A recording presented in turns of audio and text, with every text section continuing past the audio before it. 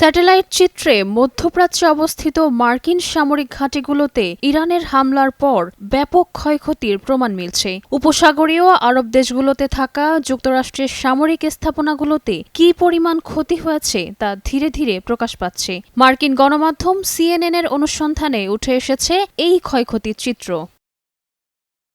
Israel ও যুক্তরাষ্ট্রের যৌথ হামলায় ইরানের শীর্ষস্থানীয় নেতারা নিহত হওয়ার পরই পাল্টা হামলা শুরু করে তেহরান। এর অংশ হিসাবে ৪৮ ঘণ্টারও কম সময়ের মধ্যে মধ্যপ্রাচ্যের অন্তত ৯টি মার্কিন সামরিক অবস্থান লক্ষ্য করে হামলা চালানো হয়। এসব ঘাঁটি ইরানের তুলনামূলকভাবে কাছাকাছি হওয়ায় ক্ষেপণাস্ত্র ও ড্রোন দিয়ে লক্ষ্যবস্তুতে আঘাত হানার সম্ভাবনাও বেশি ছিল বলে মনে করা হচ্ছে।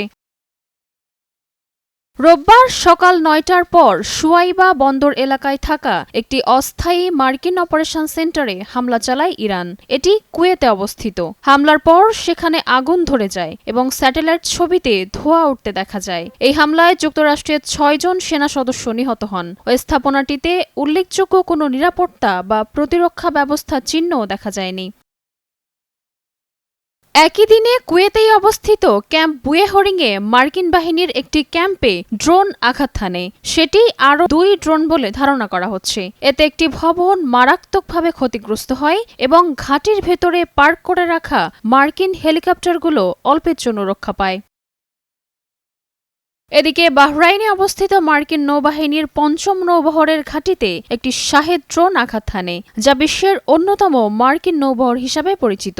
এই ঘাঁটিটিকেও উদ্বেগজনকভাবে প্রতিরক্ষাহীন বলে মনে হয়েছে। ড্রোনটি একটি স্যাটেলাইট যোগাযোগ টার্মিনালে সরাসরি আঘাত হানে। সেখানে গুদামঘর সহ আরও কয়েকটি ভবন ক্ষতিগ্রস্ত হয়েছে এবং আলাদা আরেকটি হামলায় ধ্বংস হয়েছে আরও একটি স্যাটেলাইট যোগাযোগ টার্মিনাল।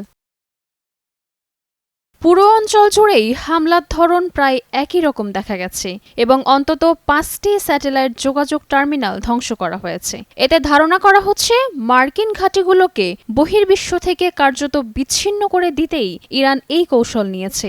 এবার নজিরবিহীনভাবে বিপুল সংখ্যক ক্ষেপণাস্ত্র ও ড্রোন ব্যবহার করলেও আকাশেই এর বেশিরভাগ ভূপাতিত করেছে যুক্তরাষ্ট্রের আকাশ প্রতিরক্ষা ব্যবস্থা প্যাট্রিয়ট। তবে যেগুলো এই প্রতিরক্ষা ব্যবস্থা ভেদ করে ভিতরে ঢুকেছে সেগুলোই তেল সমৃদ্ধ উপসাগরীয় আরব দেশগুলো নিরাপত্তা বলয় ভেঙে দেওয়ার পাশাপাশি মধ্যপ্রাচ্যে যুক্তরাষ্ট্রের নিরাপত্তা কাঠামোর হৃৎপিণ্ডে গভীর ক্ষত সৃষ্টি করেছে বলে মনে করছেন বিশ্লেষকেরা। রাজিয়া রাশা, নয়া দিগন্ত।